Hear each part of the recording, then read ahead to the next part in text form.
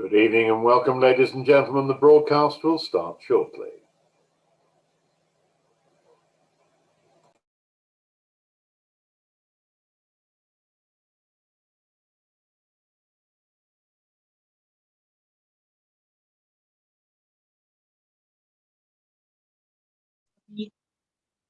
Thing.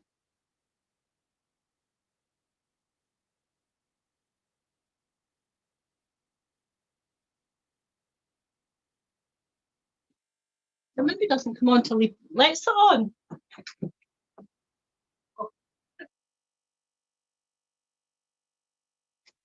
Let's remember it's not singing yet. Out of the area. Out. Got mind on it. Okay.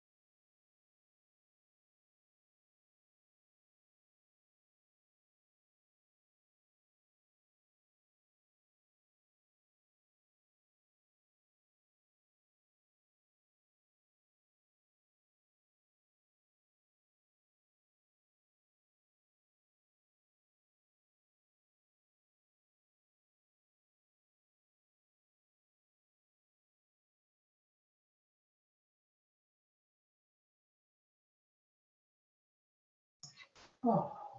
Did you see it? Don't know, can't hear anything.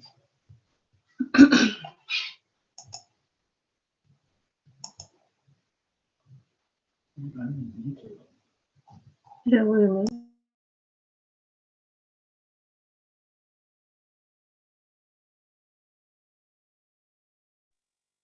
Well, why? I don't understand why we're not seeing anything except. It's on screen because we're not live yet. I can hear you, Helen. Oh, that's good. Thanks for that. Well, we see each other once it goes live at 5:30. Yeah, it will go.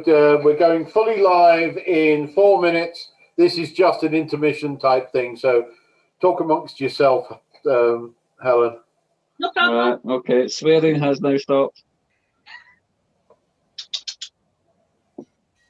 That's weren't we? Glasses, my glasses, my glasses. How can you just hit on my head? Nope. Oh, you've got them. Get down from the food, you, TK. Oh. We have been very extravagant. We've had 3 different haggis meals this week already, so we're now on haggis pakora.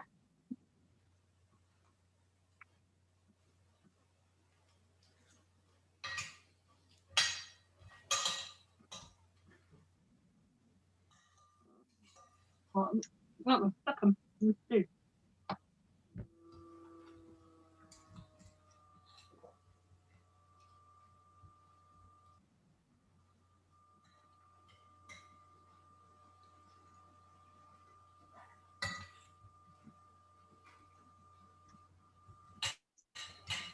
Ladies and gentlemen, the broadcast will start shortly.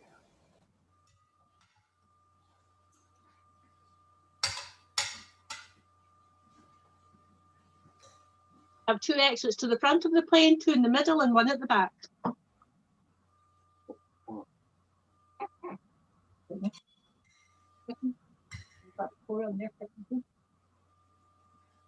It's a while, isn't it?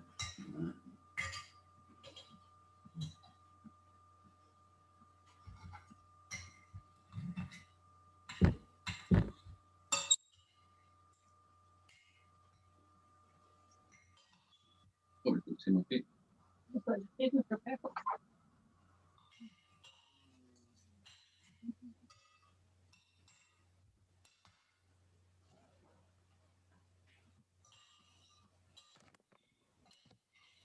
Oh, you're looking very sorry for yourself. My God.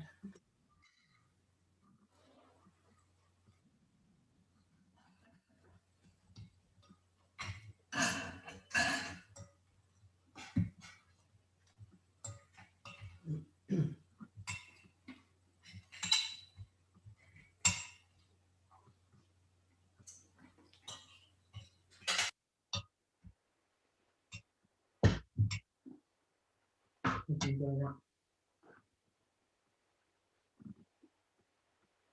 Yes.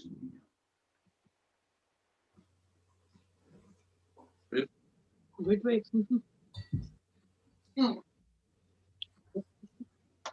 Need to start getting this thing with them.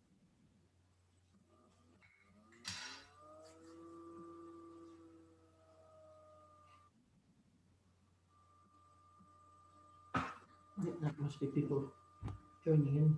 Being born. I'm on my Golden chicken. I'm on my first chicken. I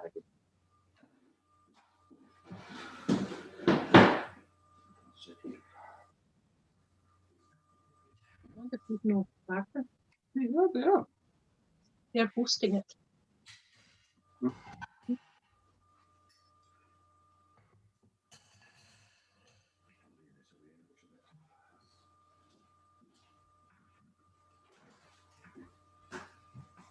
Yep. Oh. Looks like it. Hello. Food. Better. How are you? No, don't say hello, whatever you do. Feel mental. Right. Area. Yeah, across his face yet?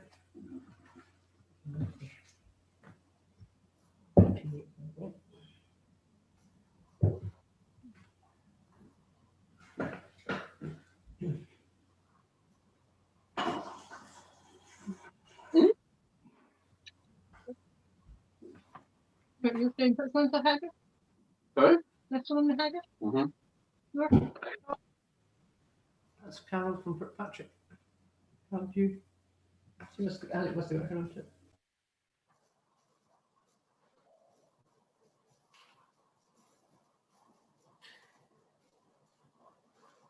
I'm really, really sorry, folks. There's going to be a slight delay to the start. I have absolutely no idea where John is or what he's doing. I do not know. What are you doing? Ready for this evening? You told me it was going to be a serious Burns night. Really? Oh, heavens.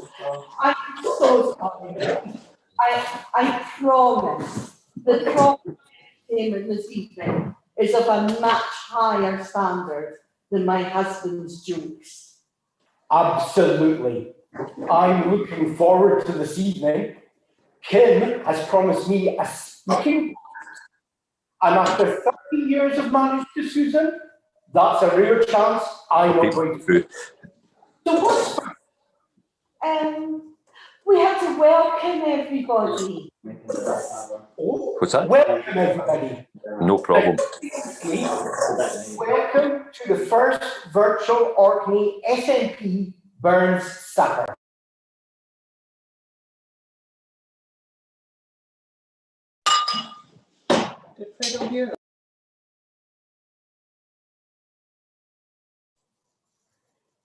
It's absolutely brilliant that everybody can welcome the first virtual Orkney SNP Burns Supper.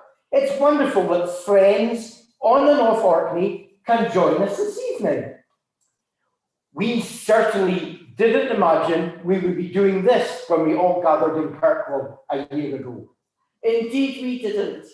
It's been quite a year. COVID, lockdowns. I think every single one of us knows someone who's been affected by this pandemic, and our hearts go out to all of them.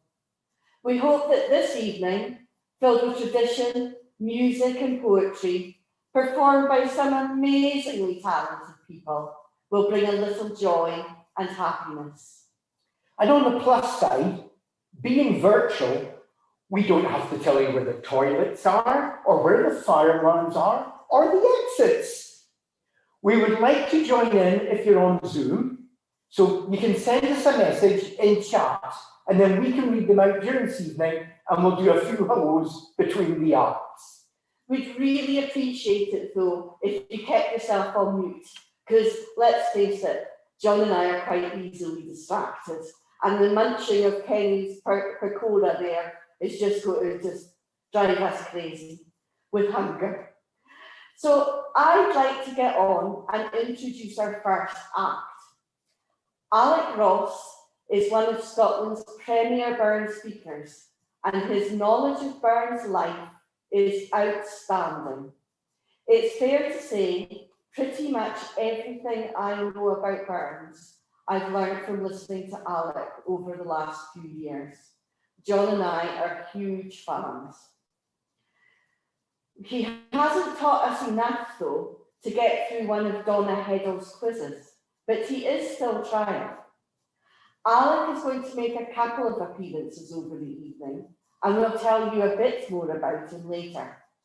One thing for now is that I asked people involved tonight to tell me some of their achievements. Alec wanted you to know that he still plays football for veteran Port Boys FC, who he describes as sublimely talented. I make no comment, but I suspect the important word is in the name veteran. Alec's farming background makes his first reading totally appropriate. Ladies and gentlemen, please enjoy Alec Ross recite To a Mouse.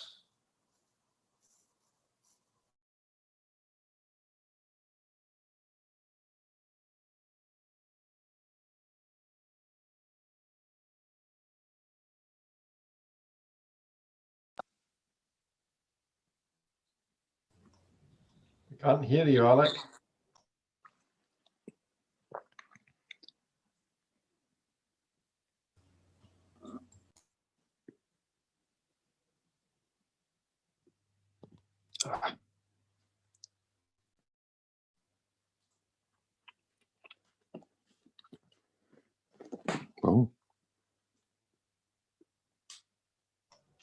Somebody stop Alec somehow.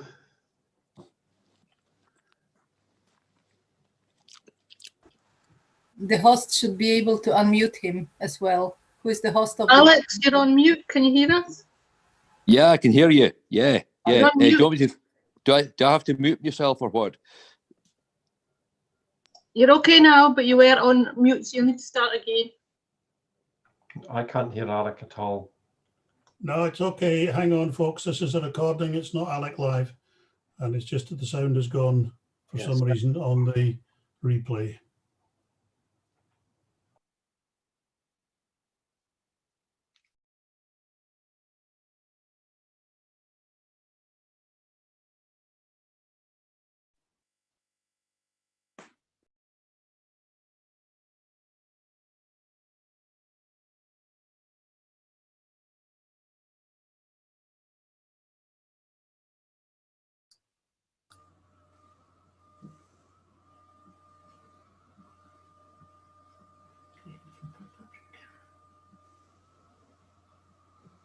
What is she?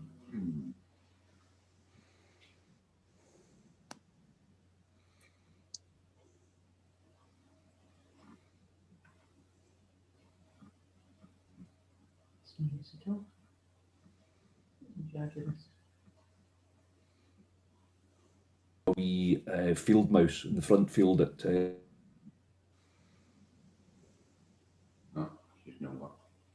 It's wonderful. We're having a slight technical hitch, but I'm sure the background team are all working on it. Please stay with us, folks.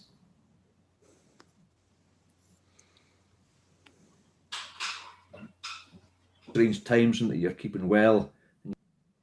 That's it there.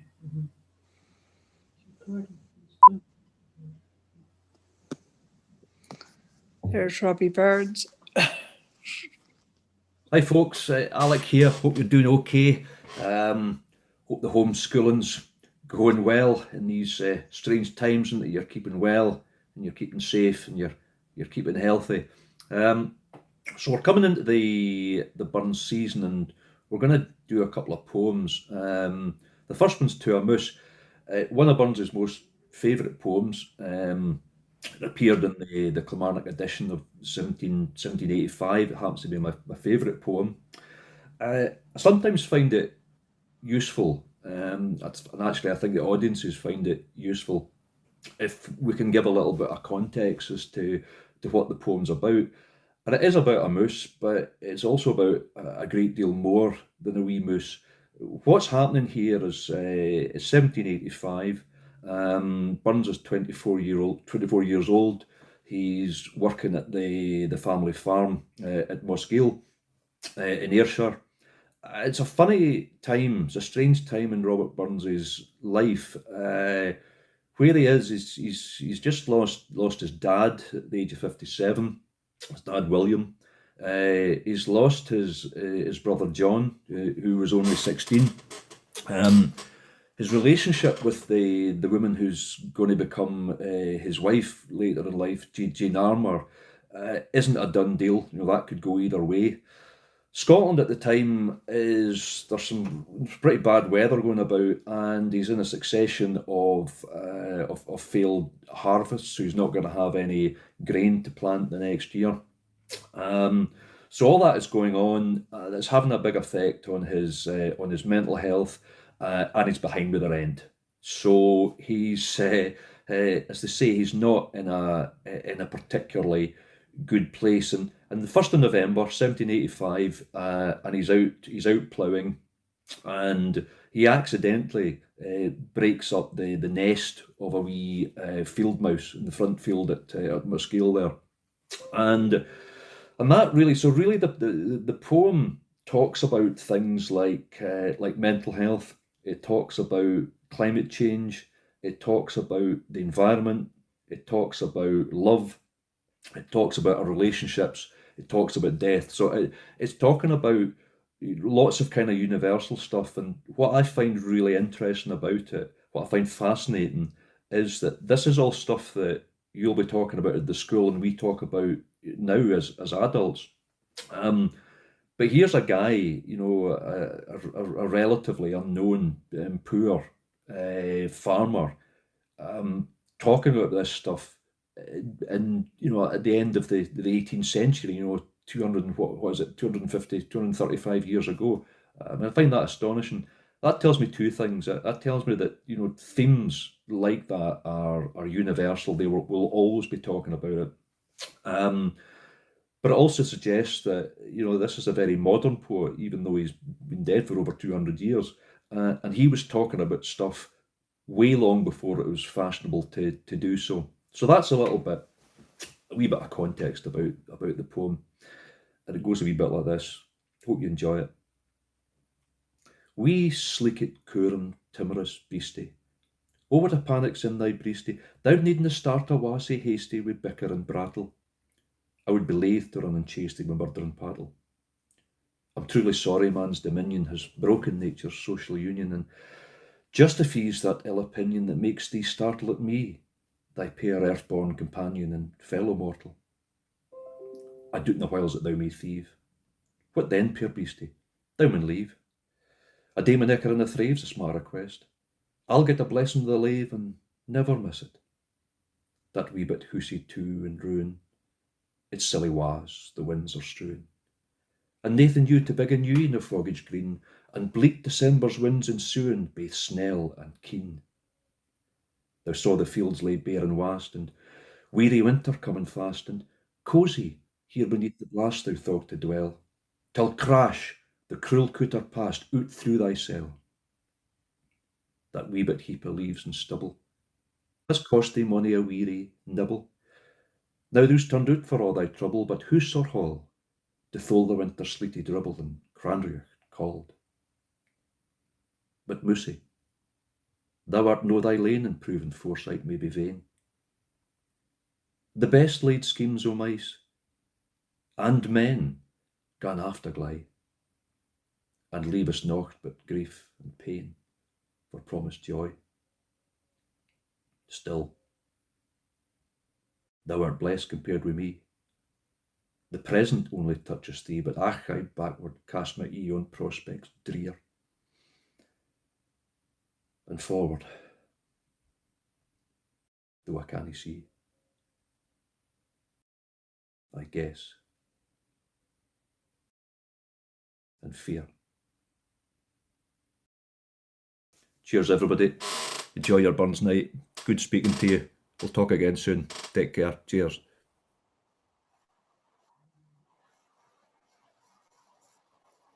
Ah, poor wee Moussie. I hope she survived the winter.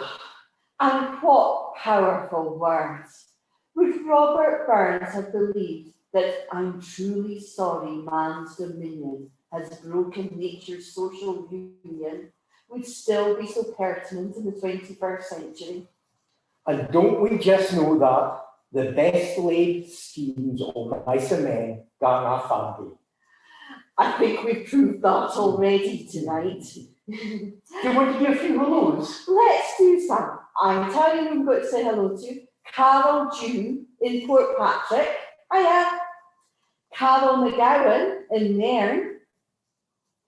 And Steve McClellan in Aberdeenshire. We'll do a few more later. It's good to know we're not alone and you're enjoying this evening. At this point, it's time to bring in the haggis. If you've saved yours for the ceremony, go and get it now. Susan and I decided this evening that watching us on Zoom probably wasn't just the greatest entertainment for you all. At least not without David Attenborough a voiceover. So we have had ours already, and very good it was too. If you've not got the haggis, at least pour yourself a dram.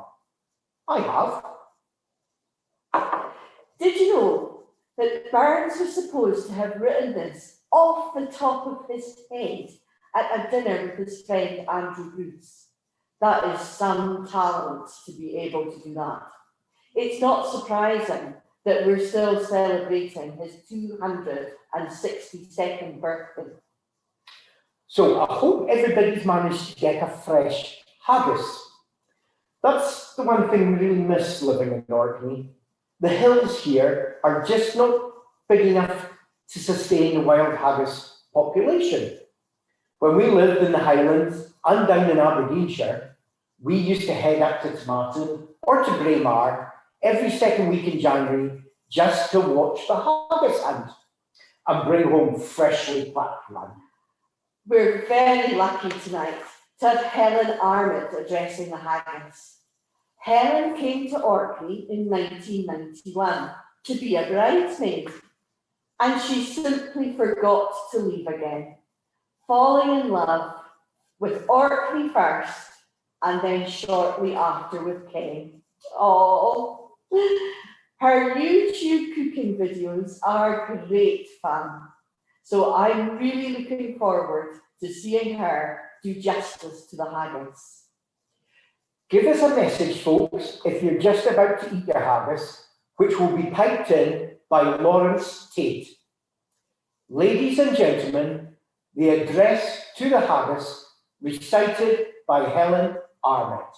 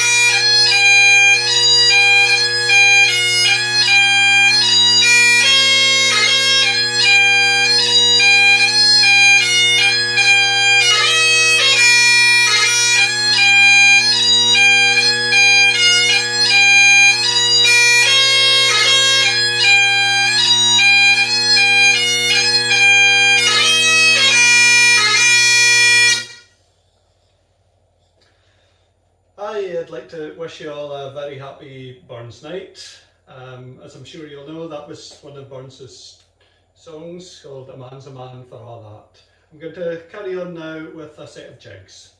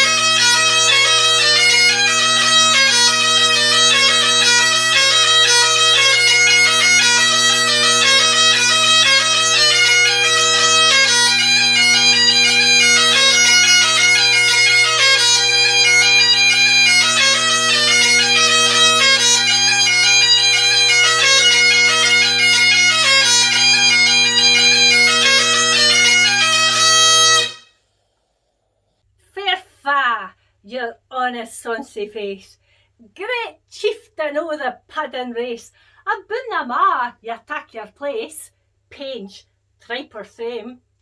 Weel, are you worthy o' a grace, as lang as me erm? The groan and trencher there ye fill, your heart is like yon distant hill. Your pin wad help to mend a mill in time o' need, while through your pores the dews distill like amber beads. His knife, see rustic, labour dicht, and cut you in a ready slicht.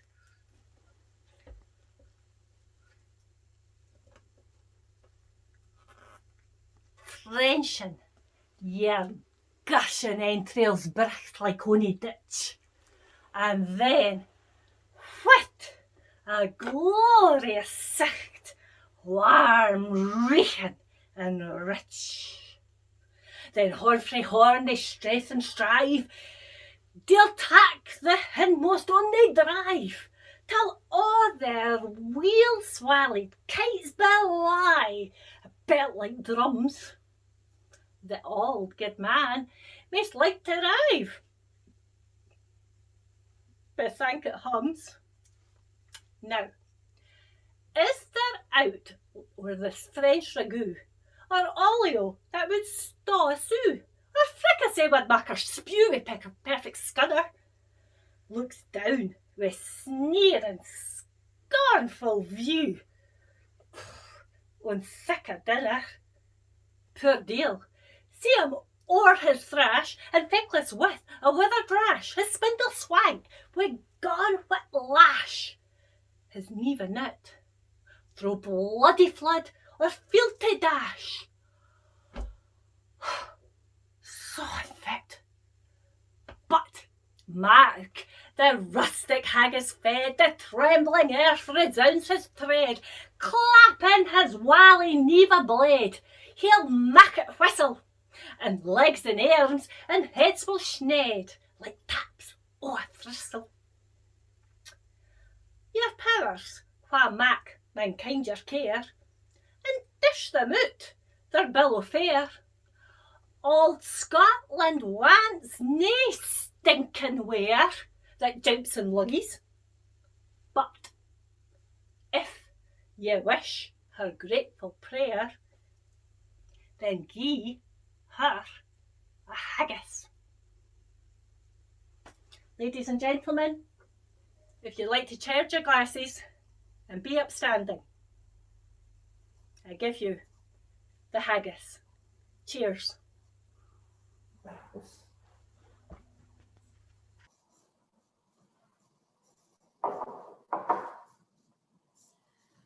Thank you, Lawrence and Helen, for perfectly piping in and addressing the haggis. I hope you're all enjoying yours and aren't having to tack into ragout or a fricassee that would make you spew. Oh, let's say a few more hellos. We've got Cairo McIntyre in Edinburgh. Hi, Cairo. And then on Orkney here, we've got Eamon Pease and we've got Donna Heddle. Hi, Donna. I was going to try and make haggis today, but I just didn't have the stomach for it. Oh dear, I think we should move along quickly. What's next? Oh, Eric Linklater. Oh no. Oh, that's a real problem. Eric is superbly talented, extremely handsome, pleasant and polite. You never see him around Orkney without a smile on his face, chatting and just being lovely to everyone. So what's the problem? Well, I'm a middle-aged wifey. He sets me off in a hot flash.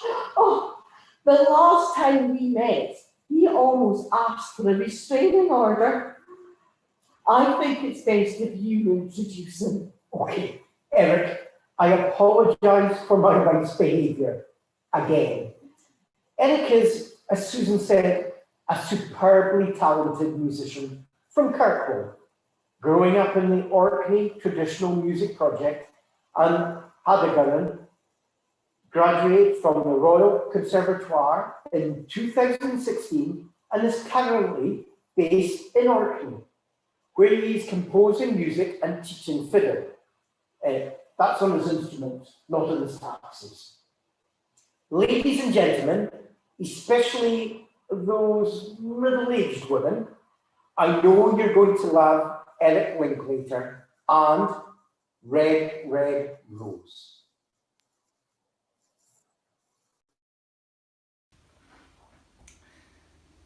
Good evening, everybody. I hope you're enjoying the SNP Burnt Supper.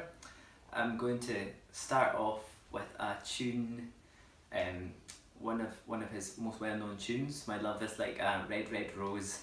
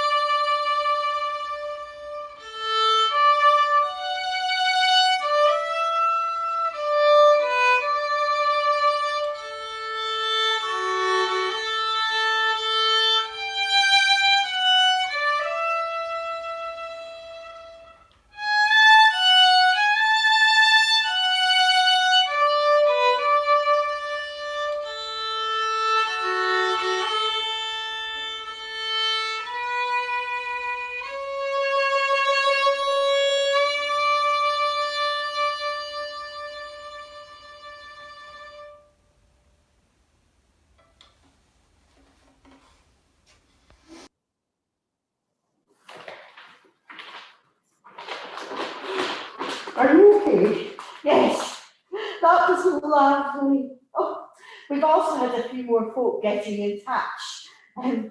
Rona MacDonald from Nairn, and I have to say, hi ma'am! Neil Matheson and Gordon Jones, who I think are here in Orkney. Well, we've got one of my favourite parts next, the Immortal Memory. And we're delighted to welcome back Alec Ross.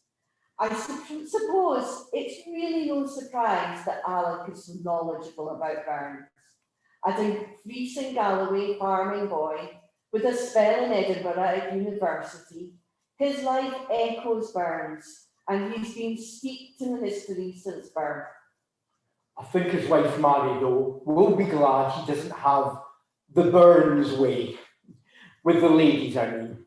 And also that they only have 2 lovely boys. She's not looking after 9 or more. I'm sure. Alec also wanted us to know that he golfs and curls. I'm really not sure why he wants us to know that. Golf is just a good walk ruined. And did you notice his hair? You'd have a hard job getting a curler in what's left of that. I don't think I can comment on that one. But anyway, ladies and gentlemen, before my wife offends anyone else, please enjoy the Immortal Memory given by Alec Ross. John, Susan, ladies and gentlemen, good people of Orkney, in fact, good people in whatever part of the world and whatever time it is that you're you're watching from. Wonderful to be sort of virtually back in one of my favourite counties of Orkney. The last actual burn supper I did happened to be in Kirkwall last year, and it was a wonderful occasion. But if that happens to be the last one I've done for a while, it's a good one to finish on for now. I hope it's not forever. Hope I can get up there and see you again soon. I remember thinking back, I first attended a burn supper. I must have been about 6 or 7 years old, and my father took me to one in the church hall in Portpatrick. And I always remember that the guy who was giving the principal speech, the immortal memory, turned up with this massive big suitcase. And he got to the top table and they opened it, and he took books and books out, and the speech was about that thick, and newspaper cuttings and all sorts of. And there's a couple of old farmers at the back of the hall looked at each other in sheer horror, it could only be described as, and sort of sneaked out a side door and went across to the commercial inn across the main street in Portpatrick there, and had 2 or 3 or 4 drams, and were away for a wee while. And they sneaked back in a wee while later, and to their horror, the speaker was still concluding his opening remarks. So at that point early in my life, I learned a very important lesson about giving an immortal memory. You try not to lengthen the evening nor shorten the winter. So I'll try and do neither of those things today, but it's great to be here. And obviously January is a time for looking back and a time for looking forward. And it's a time for reflection, and I guess I find myself reflecting and asking the question, where does it come from, this deep love of burns? And how did I get to a point where burns seemed so deeply ingrained in my psyche, in my heart, in my head, in our very DNAs? How did it happen that the world got over 40 statues of a long dead Ayrshire poet and ploughman? How did it happen that his image overlooks the Bowling Green in Portpatrick and the Victoria Embankment in London and the Golden Gate Bridge in the State Library of South Australia and the early morning joggers in Central Park in New York and all the libraries in the States and on banknotes and on Russian postage stamps? How did we get to a stage where a dinner in his honour is watched by millions on television and over the internet, live from the Kremlin? So without labouring the point, Robert Burns is Scotland's poet, but he belongs to the world. And the story doesn't have to begin in an old clay biggin in January during a snowstorm, though that is undoubtedly an important part of the narrative. So I make no apologies for beginning my story about Burns, not in Ayrshire, but in America. The year is 1865. Dinner has been served, toasts have been given and received, and cigars have been lit. And a tall and dignified, if slightly stooped man is reciting to a moose. We sleekit Curan timorous beastie. Oh, what a panic's in thy breastie, thou needna start awa sae hasty wi' bicker and prattle. I would be laith to run and chase thee wi' murder and paddle. The speaker was famous for his rich and sonorous Midwestern drawl, but the accent tonight was unmistakably Ayrshire. It's not clear whether the assembled dignitaries had wanted Burns with their brandy. But then again, when your name is Abraham Lincoln, and you're the President of the United States of America, who's going to object? Because as you probably gathered, this was no ordinary dinner, and this was no ordinary gathering. Lincoln had won the Civil War and he'd achieved the second term. But now the hard bit, he had to win the peace as well. And to that end, he had invited all the senators and all the congressmen to the White House for the weekend to plan the rebirth of a nation rent asunder by a protracted and bitter civil war. And to a captivated audience, he continued to recite, I'm truly sorry man's dominion has broken nature's social union, and justifies that ill opinion that makes thee startle at me, thy fair earth-born companion and fellow mortal. Do you know how those words must have resonated with the leaders of a shattered United States? Well, not all of them. It was all too much for one old senator who turned to Lincoln's secretary, the softly spoken John Hay, and said, "What the hell is Abe talking about?" "It's Scotch, sir," replied Hay. "The president adores the Scotchman who wrote it. He reads him constantly and recites him every evening. Indeed, he says he would not have been the man he was, would not have won the war, and indeed would not have become president had it not been for Robert Burns." And as Lincoln concluded the poem, he turned again to Hay and he said, "Now, John, that we have won this great war, I must make good on my promise to go to Scotland and pay homage to the man without whom everything would be so different. Tomorrow you must book my passage to the old country." And Hay did indeed book the president's sailing, but the ship left without him. Because a few days after the dinner, Lincoln attended the theatre, and a bullet from the gun of the crazed secessionist John Wilkes Booth meant that this was a pilgrimage that would never be made. And so ended one of the truly great political careers in a life and a politics and a worldview shaped utterly and enduringly and then fundamentally by the writings of a farmer and exciseman who'd been dead for nearly 70 years. And you read this and you think, Jesus, what are we dealing with here? The year is 1785, and a young farmer trudges across an Ayrshire bog to Auchinleck House to pay homage to his hero, the great biographer James Boswell. The ploughman has travelled across the winter fields to pay his compliments, but he's not invited in. James Boswell was a genius of prose and a king of hospitality, but he was also a snob who considered the muddy field to be the natural province for a ploughman poet of the cotter class. And so it was that the ploughman died at the age of 37, up a scabby lane in Dumfries, his heart in bits, and not a penny in the house.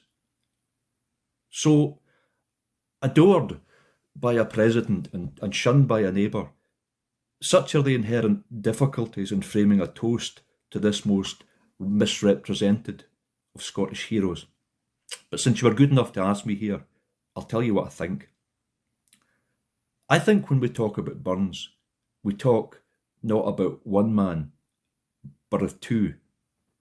Indeed, there's a paradox at the heart of Burns that is utterly essential to our understanding of his life and of his work. A man both extraordinary and extraordinary, like Robert Louis Stevenson's Jekyll and Hyde. The two sides of Burns fought constantly. The man of thought fought with the man of reason. The passionate lover fought with the conscientious scholar. The body fought with the soul. And so it was that the ploughman died at the age of 37, up a scabby lane in Dumfries, his heart in bits, and not a penny in the house. So, adored by a president and shunned by a neighbour, such are the inherent difficulties in framing a toast to this most misrepresented of Scottish heroes. But since you were good enough to ask me here, I'll tell you what I think. I think when we talk about Burns, we talk not about one man, but of two. Indeed, there's a paradox at the heart of Burns that is utterly essential to our understanding of his life and of his work. A man both extraordinary and extraordinary, like Robert Louis Stevenson's Jekyll and Hyde. The two sides of Burns fought constantly. The man of thought fought with the man of reason.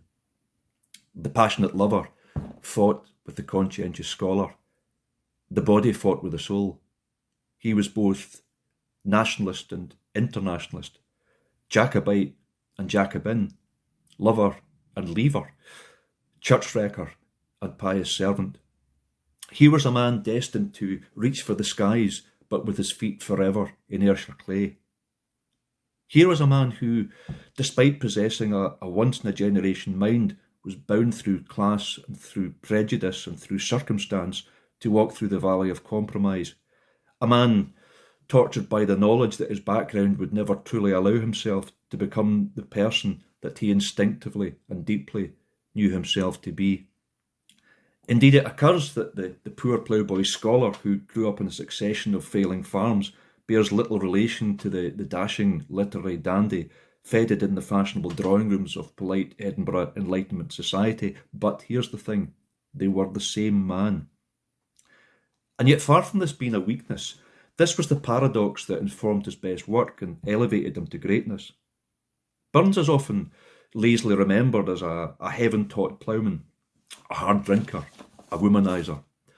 And although these things are important, they deflect us, I think, from what is less sensational and fundamentally more appealing about Burns, the indomitable and enduring humanity of his poetry and his songs. After all, good people, it wasn't a legislator or a party animal who wrote that great Marseillaise to the human condition, but a farmer's boy for Ayrshire with an uncanny connection with people's cares and their wishes for a better life. It's coming, he said. It's coming yet for all that man for man, the world our, shall brothers be for all that. But for all the epic romanticism of Burns's life, his humanity, his poverty, his passion, his genius, it's the sheer truthfulness of his work that carries us through the day. We hear it best in the epic Tam O'Shanter, where Burns shows us how time is just a puzzle of disappearing things. But pleasures are like poppy spread. You seize the flower its bloom is shed, or like the snow falls in the river, a minute white then melts forever. Or like the borealis race at Flittier you can point their place, or like the rainbow's lovely form, evanishing amid the storm. And that's the Burns I can't forget, the Burns who did so much to make all of our lives unforgettable, the Burns who places a social roar in all of our hearts and leaves no man uninvited. But still the music of his song rises over all elate and strong. Its master chords are manhood, freedom, brotherhood. It discords but an interlude between the words. And then to die so young and leave unfinished what he might achieve. But better sure is this than wandering up and down, an old man in a country town, infirm and poor. His presence haunts this room tonight, a form of mingled mist and light from that far coast. Welcome beneath this roof of mine. Welcome, this vacant chair is thine, dear guest and ghost. And like that, he was gone. Robert Burns died in Dumfries in 1796, his adult body rebelling against years of childhood struggle. He was 37. Maybe he knew what was coming. The prescience of Tuamoose is quite startling. Was this a man foretelling his own end? But Moosey, thou art no thy lane, and proven foresight may be vain. The best laid schemes o' mice and men gan after glie, and leave us naught but grief and pain for promised joy. Still, thou art blessed compared with me. The present only touches thee, but ach I backward cast my ee on prospects drear. And forward, though I cannae see, I guess and fear. Rumours had spread that Burns was dying, and a crowd gathered outside his house. And a wee boy was heard to shout from the street, "Who's going to be our poet now?" And today we have the answer. Our poet is in this room here, and in your room, and in thousands like it all over the world as we gather as one. Our poet then is our poet now. He was, and he is, Robert Burns. And our poet he will be for as long as there is care and imagination and warmth and feeling and fellowship upon the earth. And later that evening, back in Washington, the senators and the congressmen were heading home. And as was the custom, Abraham Lincoln attended his diary. From Shakespeare, I learnt the sonnets he wrote. From the Bible, I learnt the scriptures. but it was from that man I learned humanity. From that man I learned humanity. And people like all good stories, and it is a good story, there's an epilogue. Some years after her husband's death, Mary Lincoln visited the cottage in Alloway, the farm in Ellersland, the grave of Highland Mary. In the kirkyard at Mauchline, she may or may not have recognised the names upon the stones. Willie Fisher, the Holy Willie of the great religious satire, Nance Tinnock, his publican, his old girlfriend, Mary Morrison. Through his poetry, Burns secured their lasting memory. Through his words, they are not dead, but alive in our imagination and in our consciousness. And that, people, that is his legacy. But actually, there's a greater one even than that.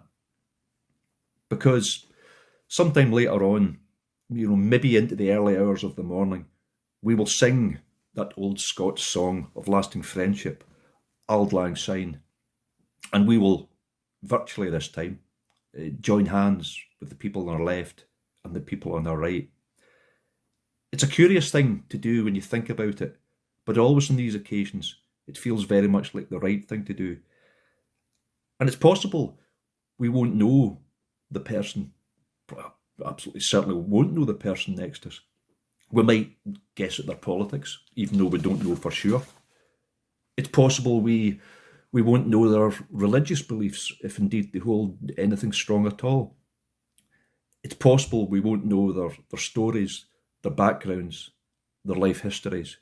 But here's the thing, it doesn't matter. Robert Burns's eternal and lasting gift to the world was an anthem that celebrates the enduring capacity of human beings to reconnect despite everything that has happened between us. And I would humbly suggest, people, that in these troubled days, we can never hear those sentiments nearly enough. In the simple act of holding hands with a stranger, Burns's song reiterates a powerful faith in the capacity of people both to do good and to trust others to do good unto us.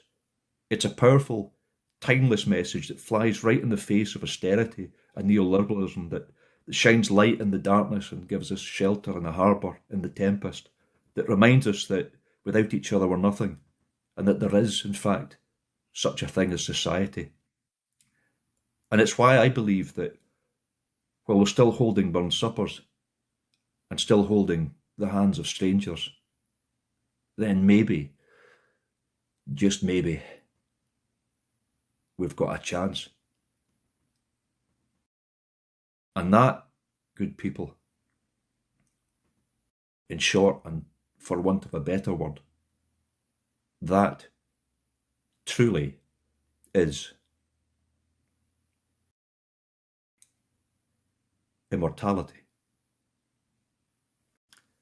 So, wherever you are, whoever you are, whatever time it happens to be, wherever you are, please join me in a sincere and an honest and heartfelt toast to Scotland's poet and the world. The toast is to the immortal memory of Robert Burns. Cheers, everybody. Nice to see you. Have a good night. Cheers.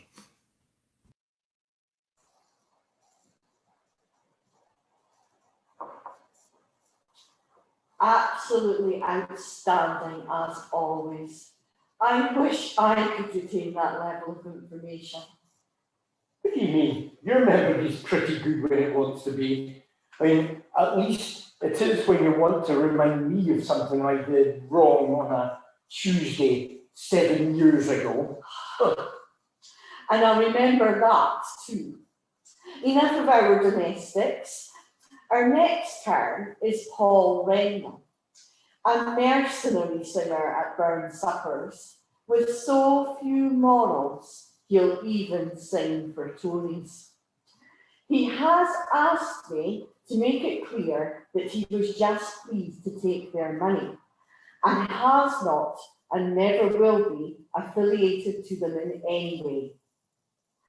Has anybody told him he's not getting paid tonight? Do you know that on one of his forays to the other side, Paul borrowed a pair of cufflinks from a guest, which were solid gold and encrusted with diamonds. He didn't get away with it though. The guest did insist that he return them after his performance. So keep an eye on your wrists tonight, though, just in case. Ladies and gentlemen, here is Paul Rendell with A Man's a Man for All That.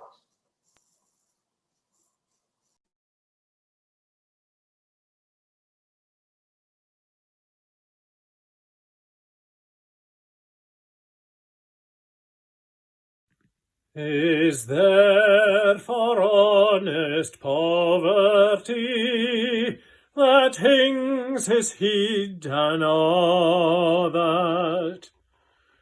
The coward slave we pass him by, we dare be poor for all that.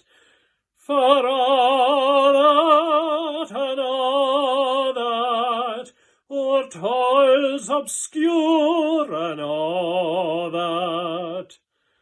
The rank is but the guinea's stamp, the man's the gowd for all that. What though on hamely fare we dine, wear hodden grey and all that? Gie fools their silks and knaves their wine, a man's a man for all that. For all that and all that, their tinsel show and all that. The honest man, though e'er sae poor, is king o' men for all that.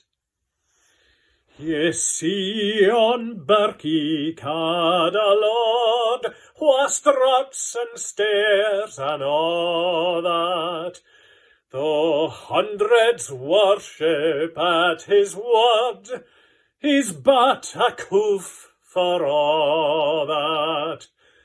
For all that and all that, his ribboned star and all that. The man o' independent mind, he looks and laughs at all that. A prince can mak a belted knight, a marquis duke and all that. But an honest man's aboon his might, good faith, he mauna fall that. For all that and all that, their dignities and all that, the pathos sense, the pride o' worth, are higher rank than all that. Then let us pray that come it may, and come it will for all that, that sense o' worth o'er the earth shall bear the gree and all that. For all that and all that, it's coming yet for all that. That man to man the world o'er shall brothers be for all that.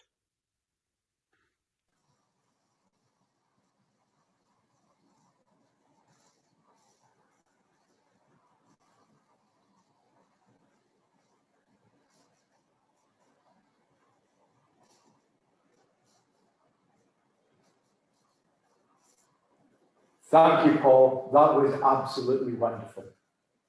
It now comes to the part of the evening for the toast to the lassies. In honour of this, the present Mrs. MacLeod has given me permission to do the introduction without interruption. In May of 2021, this man is going to become our new MSP. At present, though, he is uniquely qualified to toast the lassies, as he lives with, wait for it, 7 of them. A wife, 3 daughters, 2 cats, and a border collie.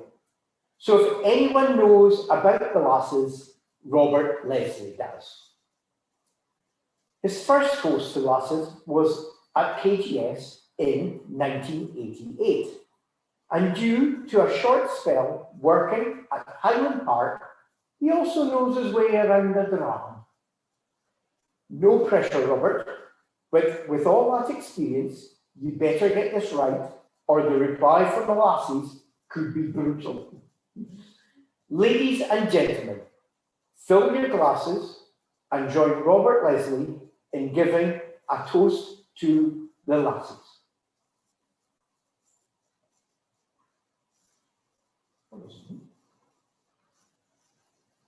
Good evening, ladies and gentlemen. Oh, sorry, I think I took that off.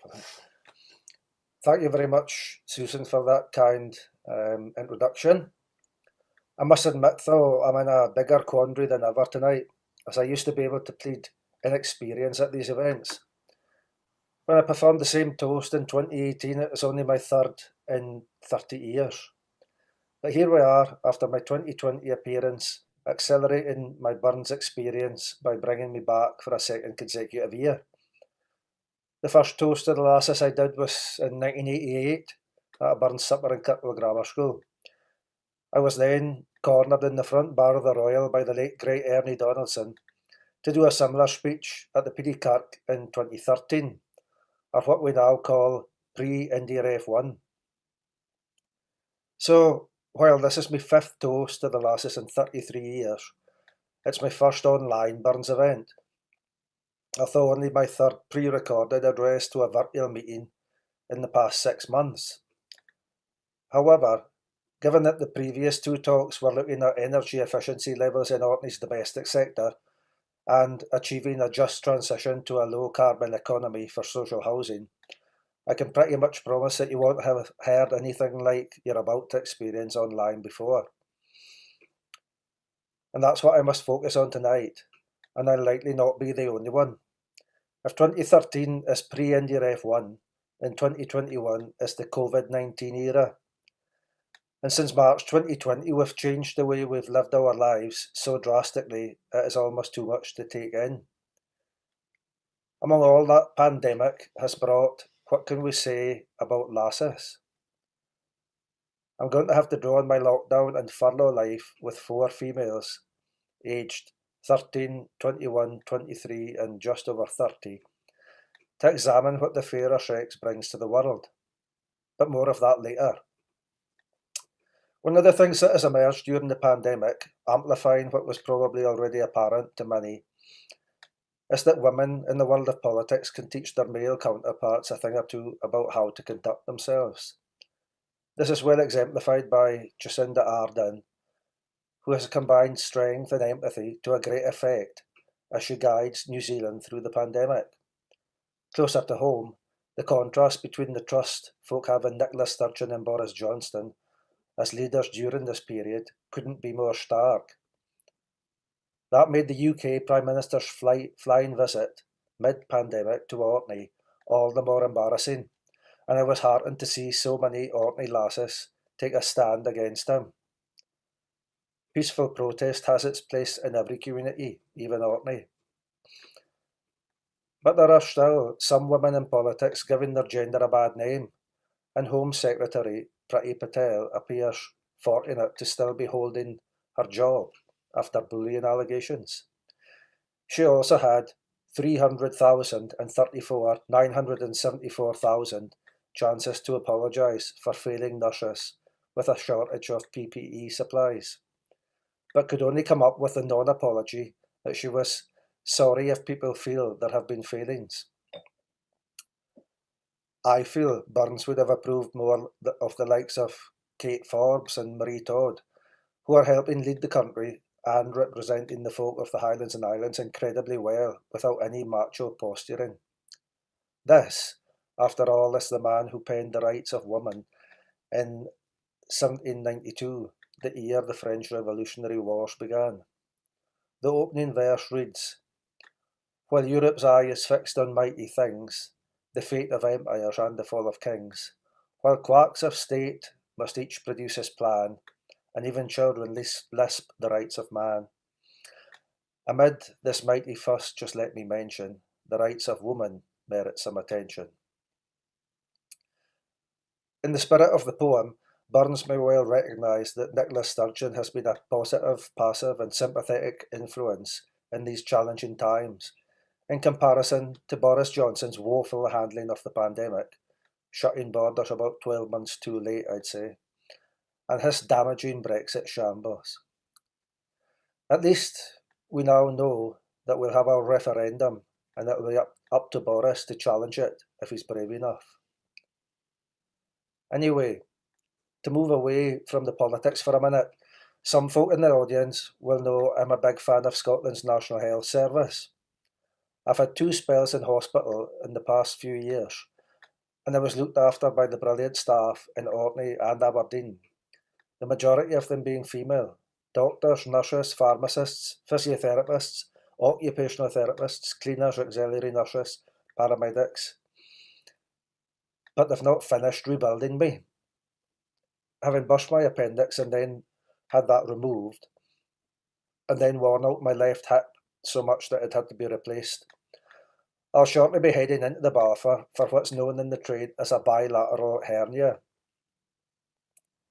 My pre-op was last week, and the 2 female nurses that I saw were very good, apart from the slight hitch where the first nurse, in training, had forgotten to take a blood sample and had to do it at the end of my appointment.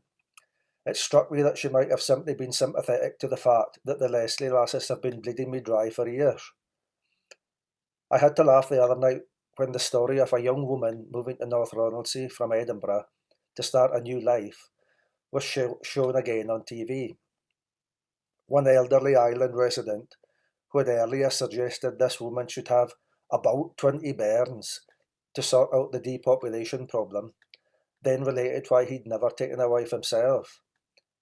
It went along the lines of, "Your pockets'll jingle if you stay single, but won't if you're married."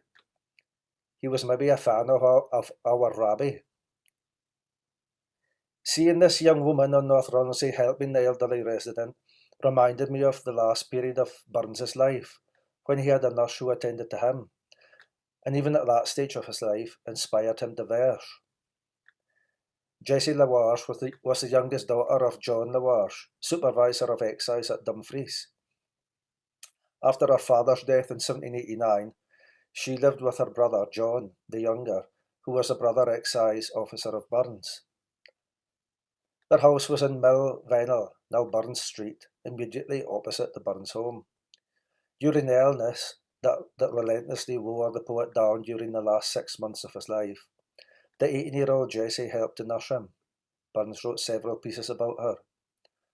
One was titled "A Health to Ain Ilar Dear," the chorus of which reads, "Here's a health to Ain Ilo Dear, here's a health to Ain Ilo Dear.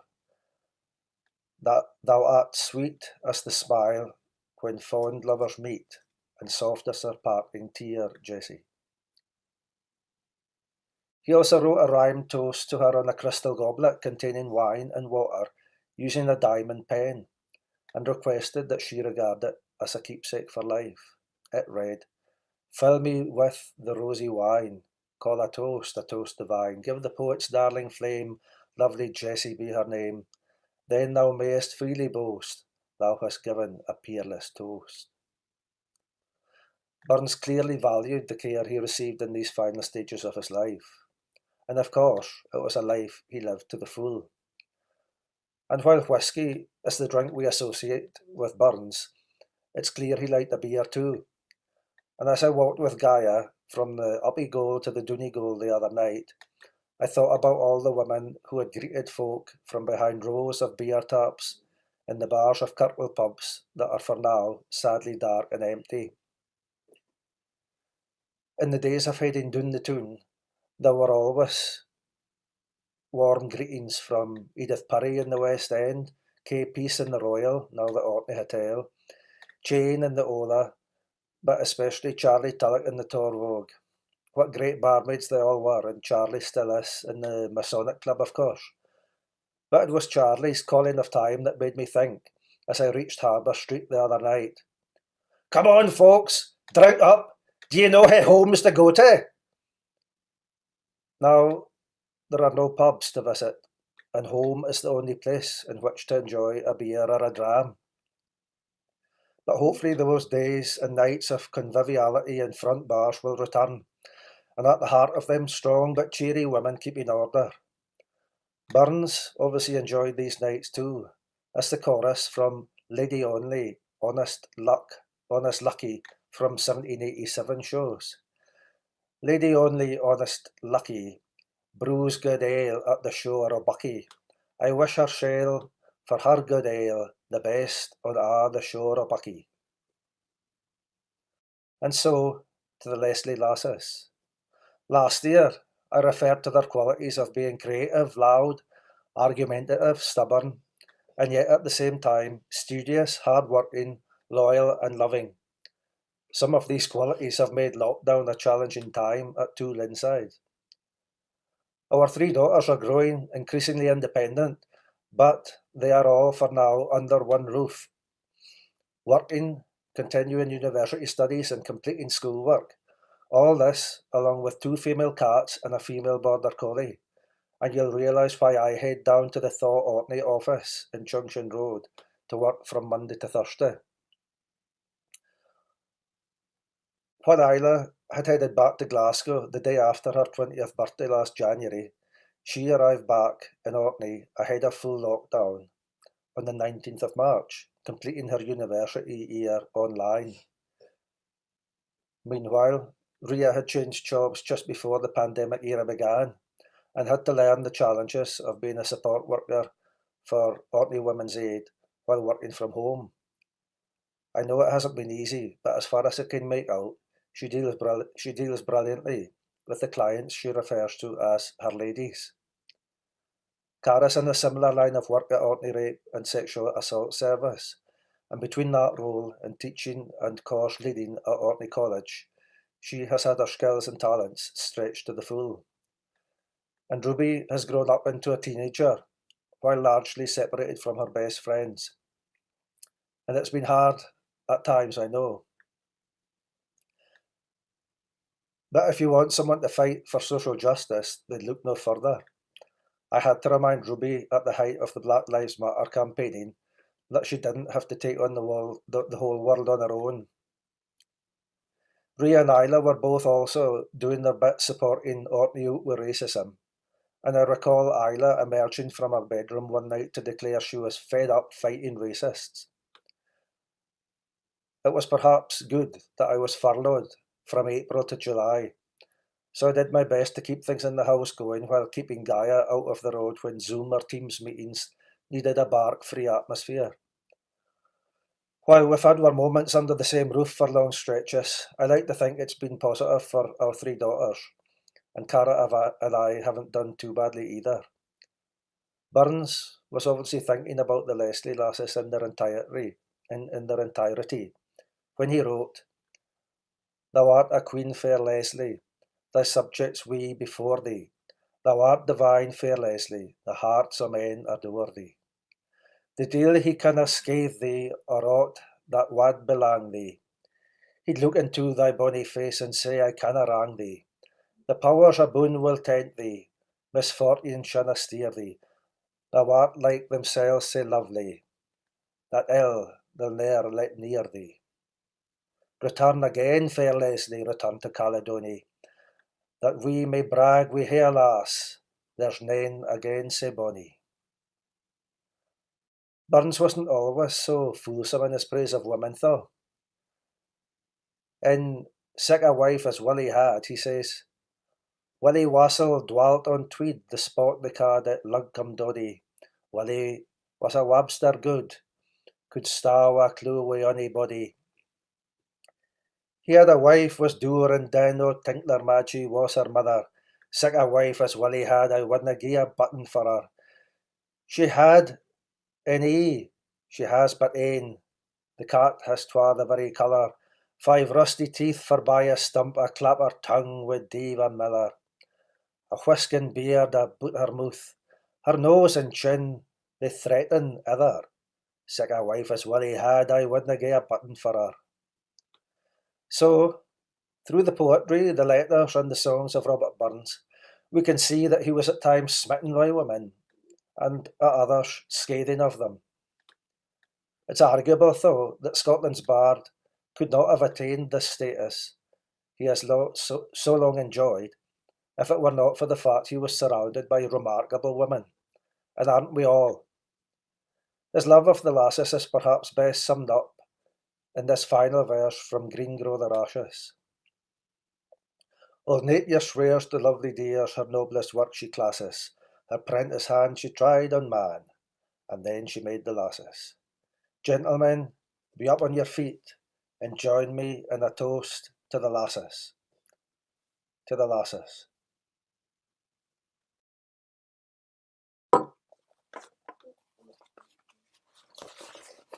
And in true Tool Inside style, I'm ready to do the dishes later.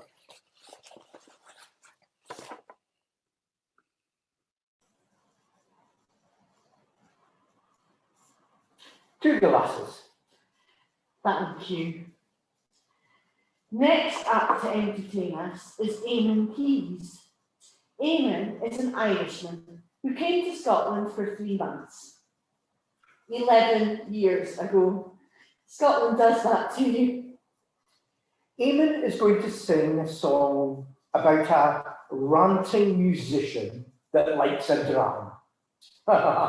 Well, nothing cliched about an Irishman singing that, is there? Ladies and gentlemen, Robbie Burns, sung by Eamon Keyes.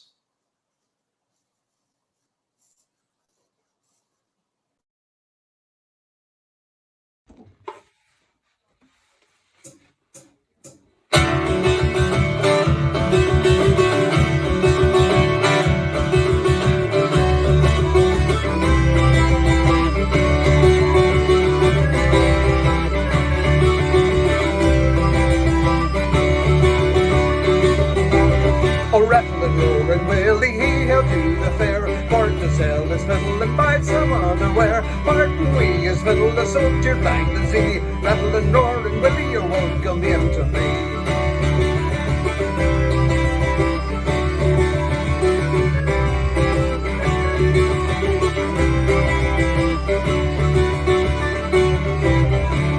Come sell your fiddle so fine. Willie, come sell your fiddle and buy a pint of wine. If I should sell me fiddle, the world would think me mad. Money's a runt and dame a fiddle and I have had.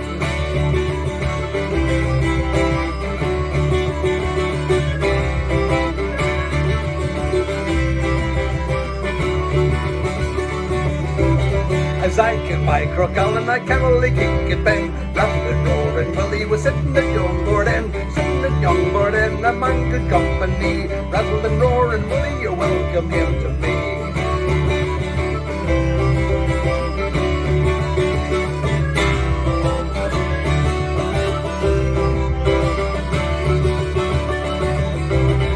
Rattling, roaring, Willie, he held to the fair, for to sell his fiddle and buy some other wear. Martin, we his fiddle, the soldier blind as he. Rattling, roaring, Willie, you're welcome here to me.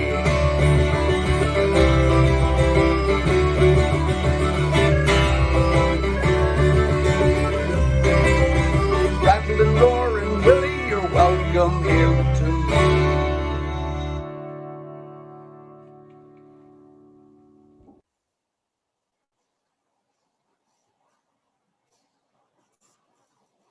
Thanks, Eamon. That was absolutely fabulous.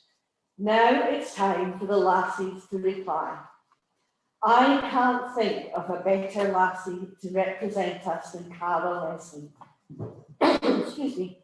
As one of Robert's 7 female housemates, and the one who's been married to him for a quarter of a century, I think she's more than qualified for the role. Cara also has a Blue Peter badge. I'm quite starstruck. But last year was her first ever reply from the lassies, and she absolutely nailed it. There is no doubt that if Cara had been a friend of Burns, he would have been a much better human being. Possibly a poorer poet with fewer liaisons to write about, but in her role within the Sexual Violence Prevention Programme, Robbie would definitely have received lessons on consent and responsibility. He would also have had less children. 12 years working in public health means Cara is known to a generation of young Orcadians as the condom lady. Ladies and gentlemen, fill your glasses once more and join Cara Leslie in her reply from the lassies.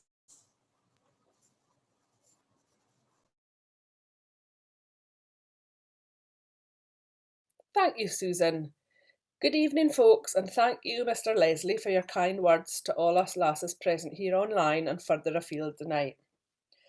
This time last year, I was pretty much a Burns virgin, a rare thing in more than one way, it seems, having only attended a handful of Burns suppers before and making my first ever contribution in person that time at the 2020 real-time pre-COVID version of this event in the St Magnus Centre. So, first a bit about this lass's relationship with Burns. I grew up and was educated at a time and place where it seems Burns was well out of vogue, and throughout my education from primary school, higher and 6th-year studies through to a degree in English and Scottish literature in the early 90s. That's a clue that I'm slightly older than a bit over 30, as my husband has just kindly hinted.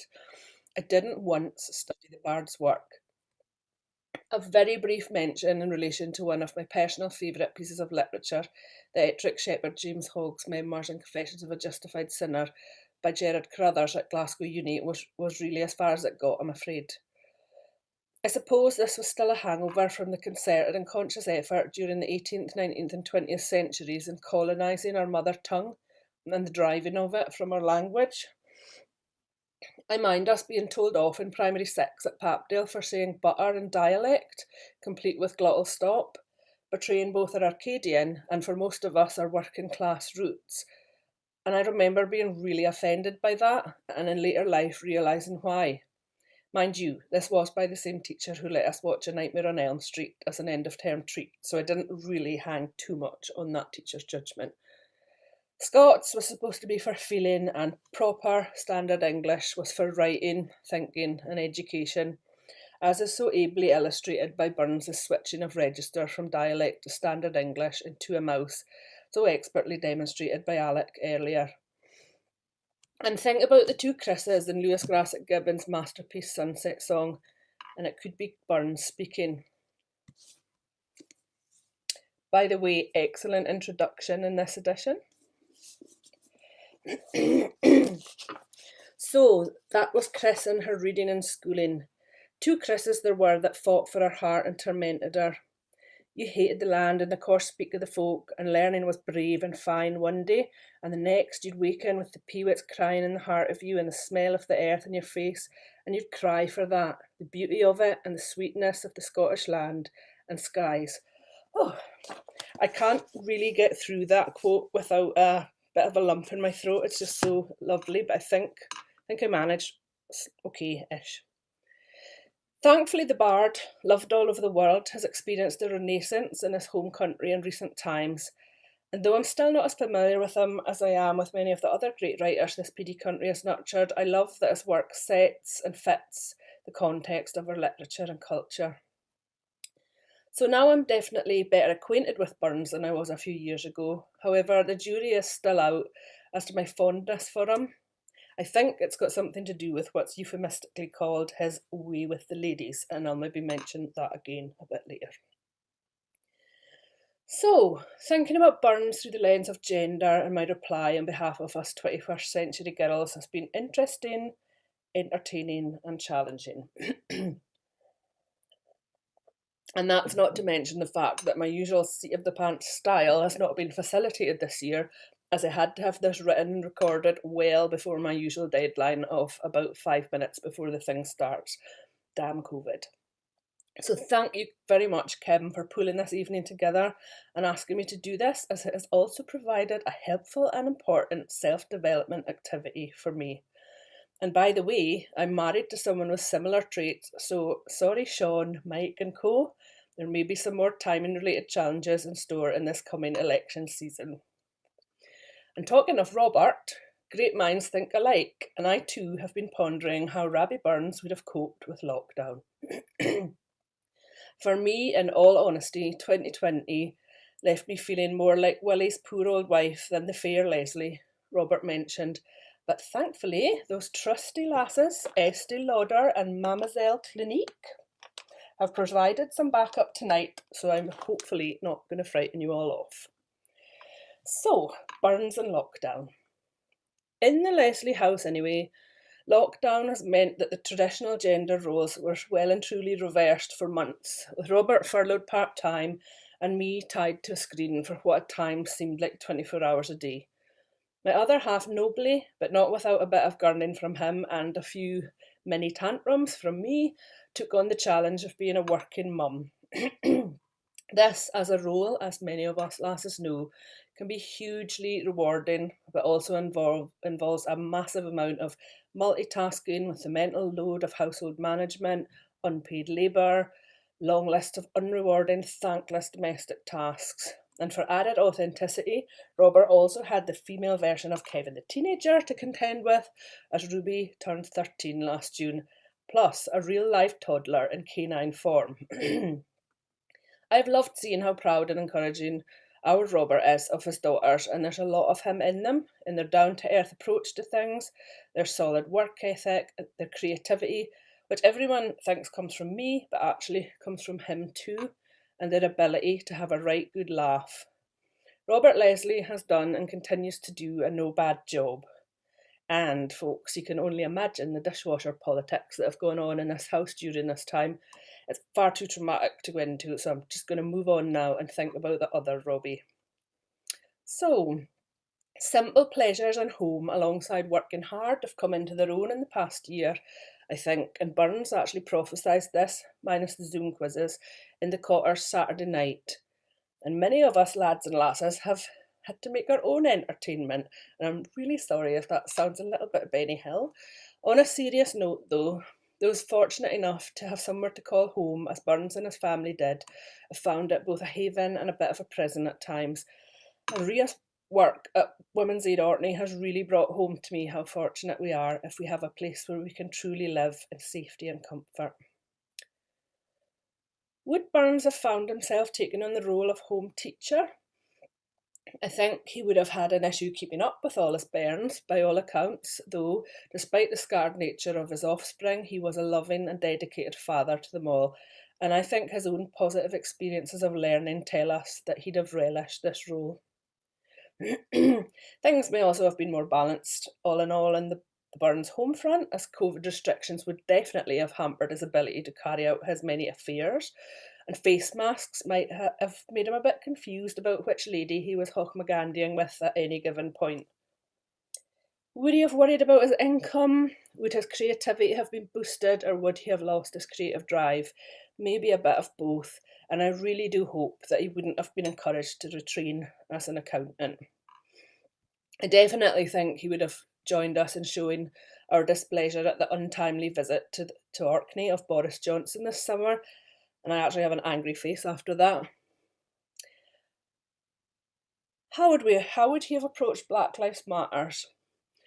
Burns wrote about the plight of slaves torn from that lovely shore for the lands of Virginia, in the Slave's Lament, but also almost took a job on a plantation.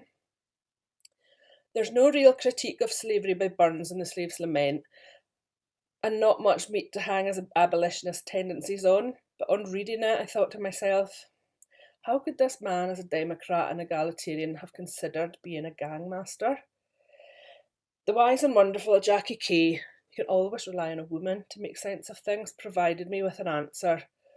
Financial necessity and the temptations of sugar, tobacco, and fortune sought presented much that had what must have been very strong for Burns, but thankfully, as she points out, his poems saved him from that career path. Had Burns been around today, I've absolutely no doubt he'd have been firmly on the right side of history on these things, and all the many statues honouring him all over the globe would have remained intact. I like to think too that just as his views on slavery were of their time, had he lived today, he'd have also refined his approach to his relationships with and treatment of women to better fit this time of increasing, and we're not quite there yet, gender equality. Burns as a man reflected that duality that runs through Scottish literature and culture, and was a man sometimes ahead of his time and sometimes hampered by the norms of that time. He often felt one thing and did another. A heart that warmly seems to feel, that feeling heart but acts apart. This virtue signalling is none more prevalent than in his views on gender and sexuality, I think. And it's perfectly shown in those lines from Olive novels, which urges us ladies to not indulge in watching the likes of Bridgerton or reading 50 Shades of Grey, as it can lay us open to all kinds of wily ways from the likes of him, Rob Moskill, aka the Bard himself. Well, I flatly ignored Rob Moskill's advice. I really don't think I would have got through lockdown without the likes of Jamie Fraser and the Duke of Hastings. My literary tastes do mean I draw the line at 50 Shades of Grey though, quality and all that. So now I'm going to read you Olive Novels, 1784. Olive Novels, ye Mauchline bells, you're safer at your spinning wheel. Such witching books are baited hooks for rakish rooks like Rob Moskill. Your fine Tom Jones and Grandisons, they make your youthful fancies real. They heat your brains and fire your veins, and then you're prey for Rob Moskill. Beware a tongue that's smoothly hung, a heart that warmly seems to feel, that feeling heart but acts apart. 'Tis rakish art in Rob Moskill. The frank address, the soft caress, are worse than poisoned darts of steel. The frank address and politesse are all finesse in Rob Moskill. I spend some of my working days delivering Rape Crisis Scotland's sexual violence prevention programme. And I think that had Mr Burns been around today, colleagues in Ayrshire would have thankfully set him on a more respectful, responsible and less victim-blaming path. Enough of Ross Moskill though. I know I'm biased, but I have to say that this year has been testament to the strength of the female of the species, with the support of some amazing men. In the last couple of weeks across the pond, Kamala Harris, Lady Gaga and Amanda Gorman, enabled by the gracious Joe Biden, have given us all some very welcome positivity and hope. Closer to home, Nicola Sturgeon and Janie Godley have been absolute heroes. And what about Helen and the haggis tonight? And I just can't not mention Nigella Lawson and her bitter orange tart made with crushed ginger nuts. Her recipe of the day to mark the change in fortune in the White House, that was absolute class. But let's move on. The less said about him and that other parcel of rogues, Boris Johnson, Dominic Cummings and Michael Gove, the better. Thankfully, there are many, many more palatable examples of maleness to draw on. The other night, I asked my Facebook friends to share with me which lovely guys had helped them through lockdown. All of you misters in big and small ways have helped us ladies to navigate this unique year. For me, this reply can't really go by without mentioning Jason Leach and NHS Orkney's Chief Executive Michael Dixon. Both these men with amazing communication and leadership skills, willingness to show their humanity and foster a sense of calm, incidentally a very feminine style of doing things, they have just been hugely reassuring to the community in a time of uncertainty, worry and fear. And again, we have key workers among us tonight who have grafted for all of us in retail, health, refuse collection, delivery driving, emergency services and education, as well as you partners, dads, brothers, sons, so on, who have kept the home fires burning. And for me, Martin, or Dad from Friday night dinner, has given me a regular dose of much needed dopamine. And the lasses, by the way, have actually recognised a good few of Martin's traits in their own fither. Robert on occasion will actually pick things out of the bin that we've tried to throw out in the name of saving the planet, or just in the name of general hoarding, but he's yet to resort to parading around the house bare-chested and a penny, thankfully.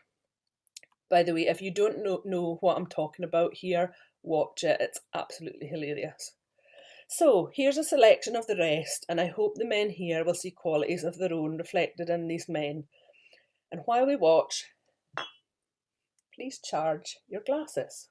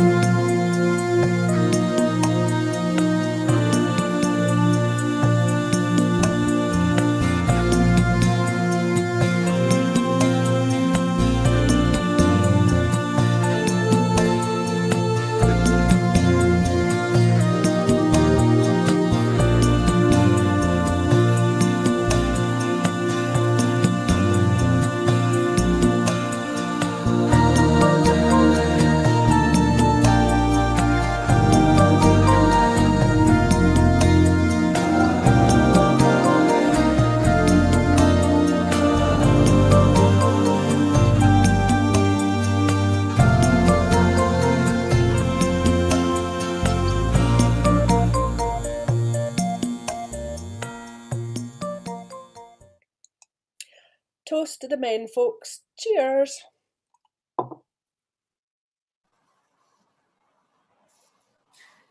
To our laddies.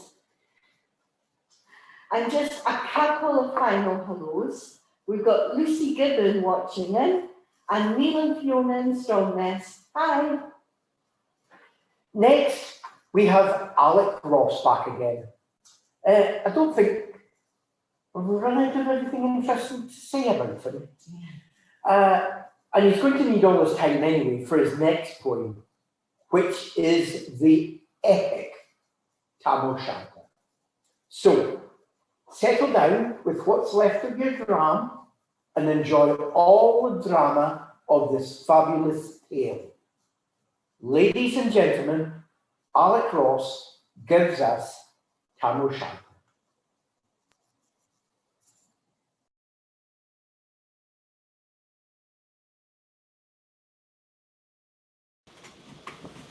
Hi folks, how you doing? Just Alec here again. Hope you're okay. Keeping safe, keeping well, keeping healthy. Surprisingly, perhaps, these wee posts, these wee videos are proving to be quite popular. They're getting shared, which is nice. Tam O'Shanter was the first Burns poem that I learned all the way through. I learned it maybe 20 odd years ago.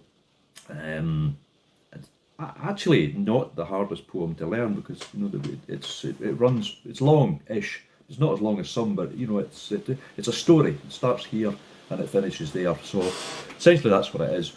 You often see it at Burns suppers, and it's almost like it's more of like a play. It's like a performance, you know.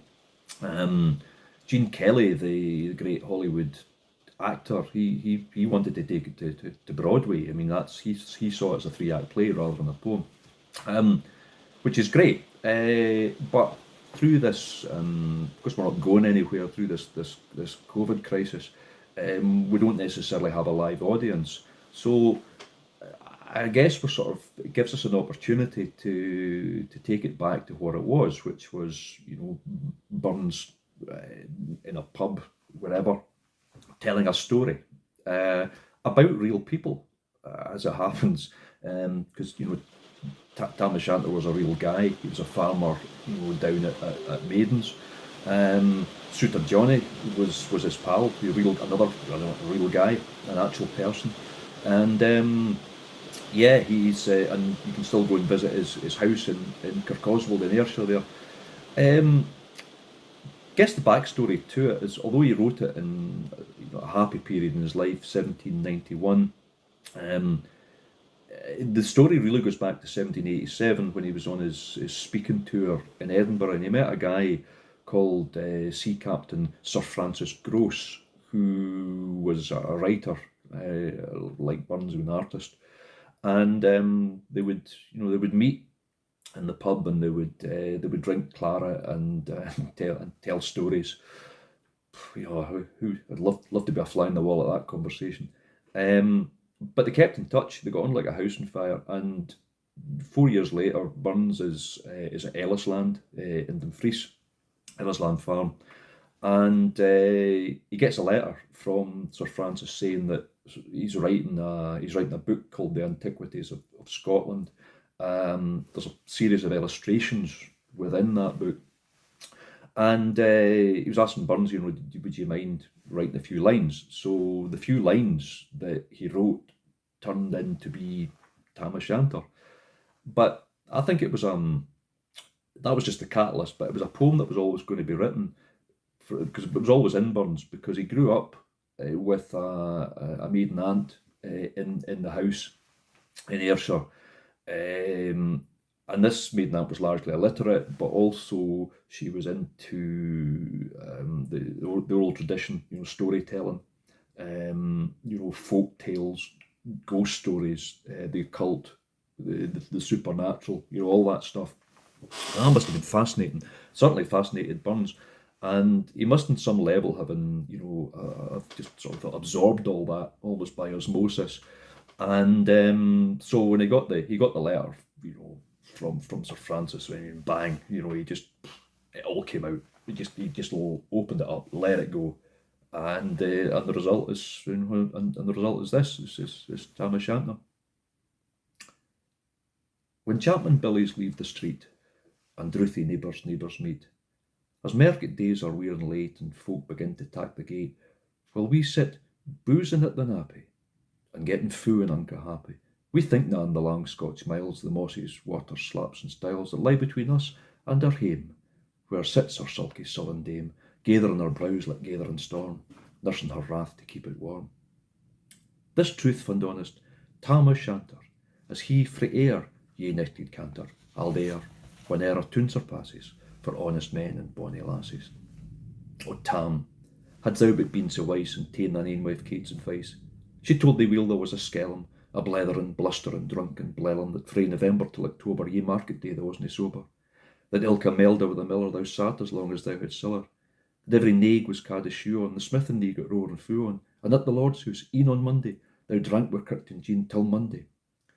She prophesied that, late or soon, thou would be fun deep drowned in Doon, or catched by warlocks on the murk by Alloway's old haunted kirk. O gentle dames, it gars me greet to think how mony counsel sweet, how mony lengthened sage advices the husband for the wife despises. But to our tale.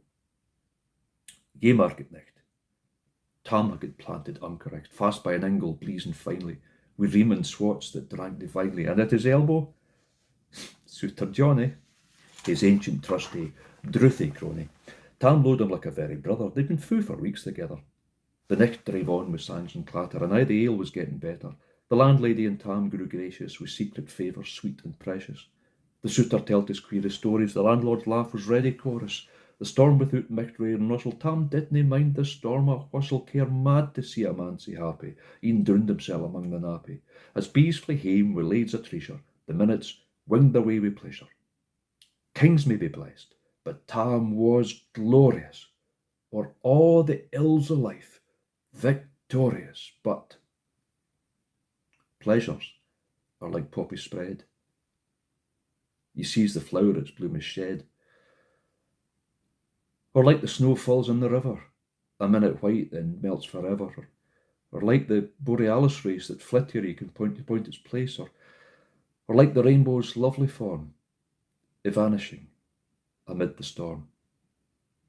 Nae man can tether time nor tide. The hour approaches. Tam maun ride. That hour when next dark earth's the keystane. That dreary hour he mounts his beast in, and sick and nick he tacks the road in, as ne'er peer sinner was abroad in. The wind Blew as 'twould blown its last. The rattling showers rose in the blast, the speedy gleams the darkness swallowed, loud, deep, and lang the thunder bellowed. That nicht, a child might understand, the deil had business on his hand. Wheel mounted on his grey mare Meg, a better never lifted leg, Tam skilped on through dub and mire, despising wind and rain and fire, whilst hodding fast his geed blue bonnet, whilst crooning o'er some old Scotch sonnet, whilst glowering round with prudent care, lest bogles catch him unawares. Kirk Alloway was drawing nigh, where geese and hoolits nickly cry.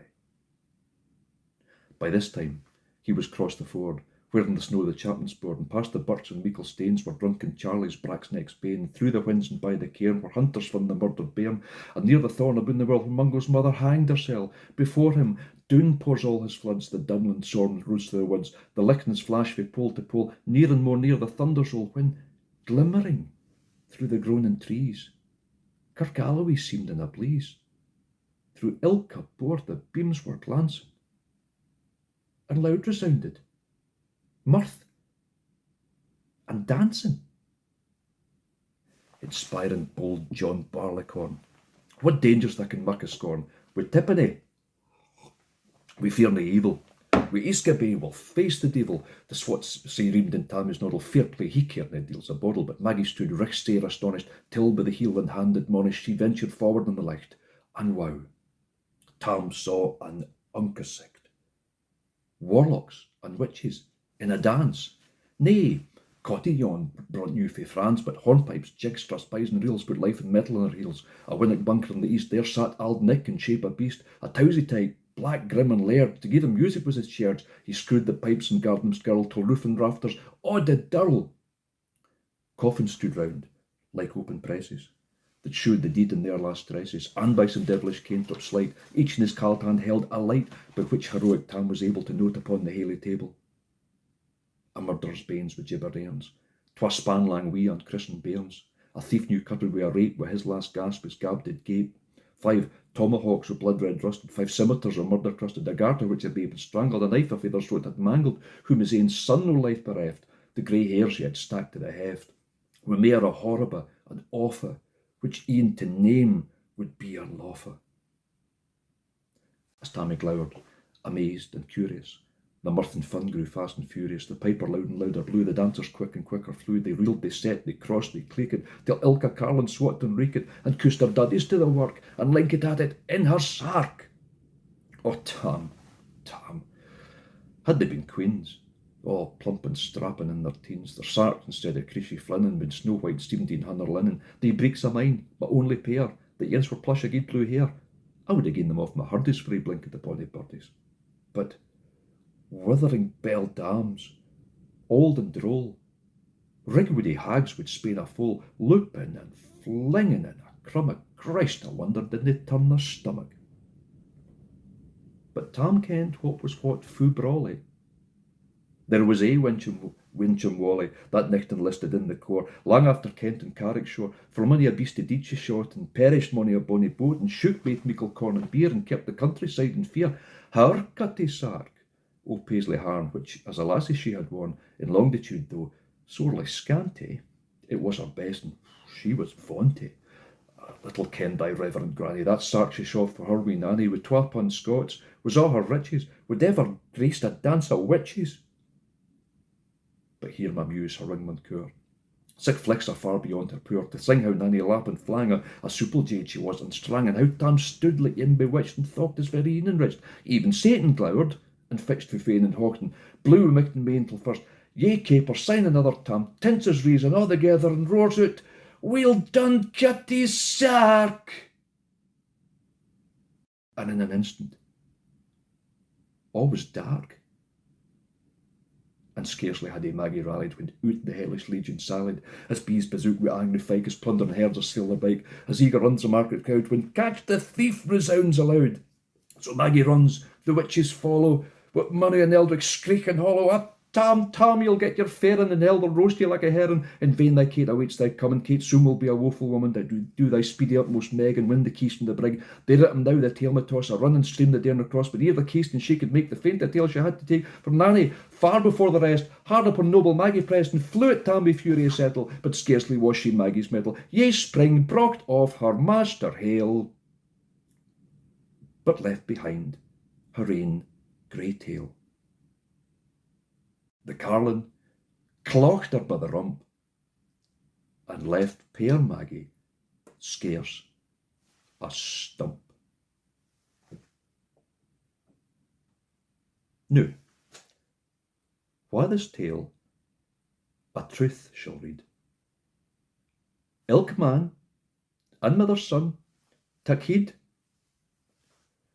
whene'er to drink ye are inclined, or cutty sarks run in your mind. Think ye may buy the joys our dear. Remember, Tam O'Shanter's mare. Thanks, folks. Good to speak to you again. Stay safe out there. All the best. Cheers.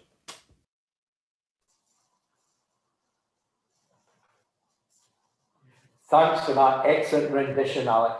What a wonderful tale, and he does it so well. So now we get a chance to introduce Robert Leslie, and it's our privilege to introduce him formally as our SNP candidate for the constituency of Orkney in the Scottish Parliament, and without doubt Orkney's MSP from May 2021. Robert has lived and worked in Orkney most of his life, and his career has provided experience in industry, health, journalism, housing, and energy, with an insight into the causes and possible solutions to fuel poverty that are second to none. Robert possesses integrity and honesty. He has that quiet Arcadian way of absorbing all the information, forming his own opinion, and articulating his vision to inspire all those around him. There is no plan B needed in Orkney. Robert's election in May will herald a new era of representation for the area at the top table of Scottish Government.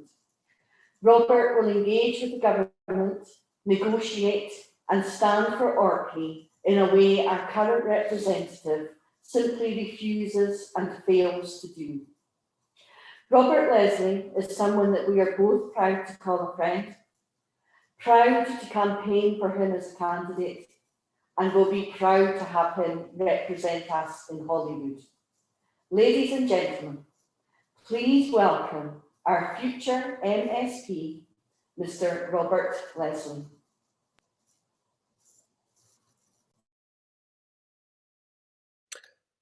Apologies, folks, for hogging the screen for a second time this evening, but kind of like the general election campaign in 2019 when I rushed along to an SNP St Andrews night quiz in the Orkney Club in the middle of the Kirtler City Pipe Band's centenary ball at the Legion.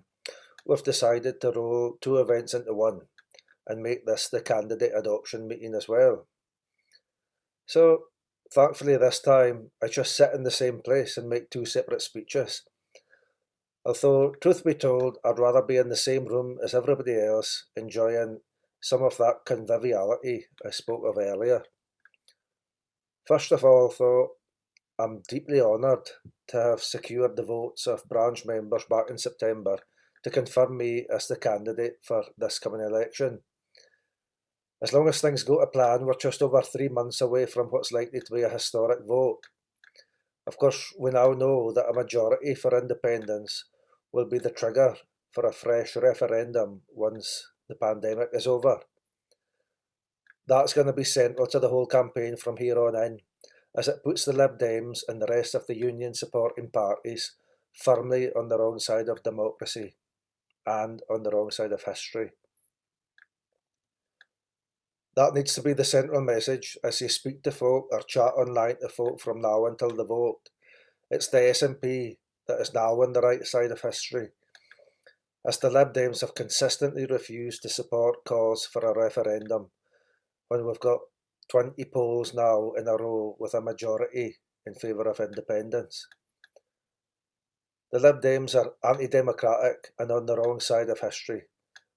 They have given up on the UK reapplying to rejoin the EU, so the only way for Scotland to regain and develop a positive relationship with Europe is to vote SNP in May. Although this campaign's going to have to be different, it's still very much going to be people-powered. And I hope we can harness the same enthusiasm from members and supporters to get the message out there that now is the time for change, and the SNP is the route to a fairer, greener and more sustainable future for Orkney. If you have graphic design skills, enjoy making video content, or if you just simply want to use your time to persuade folk who you're in contact with about the benefits that would come from having an MSP that can take Orkney's voice right to the heart of decision making in Scotland, make yourself known to us. You can email Robert Leslie at orkneysnp.scot or give me a call on 07549 233 134. This campaign is also going to take a fair bit of funding, and my crowdfunder will go live this coming Monday, the 1st of February, for 28 days. So if you want to help out, that's one route. Alternatively, there's a donation section on the SNP, Orkney SNP website with instructions for bank transfers, PayPal payments, and just sending in a cheque. I just really want to say that I'm looking forward to working, albeit remotely, with Orkney SNP activists to secure the support of voters across these islands so that we can have a strong, effective voice in the Scottish Parliament and then prepare for the referendum that will give us our independence. Thanks for your support so far, folks. This seat's in our reach. Let's win it and build a better future for Orkney and for Scotland. Thanks.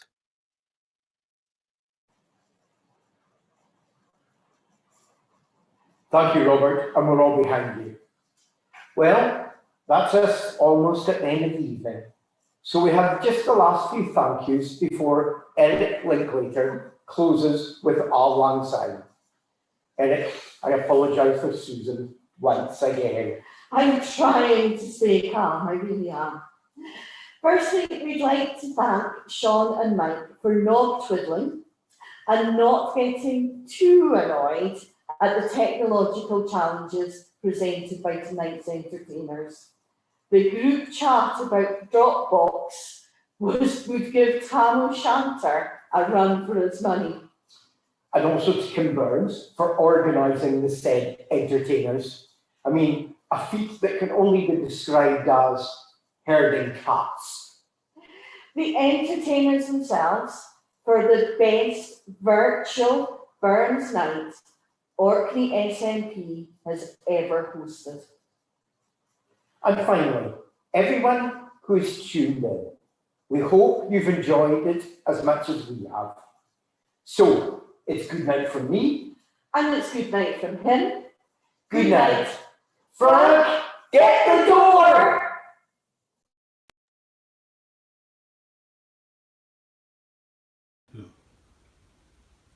This last song I'm going to sing for you is one of Robbie Burns' most famous songs, Auld Lang Syne.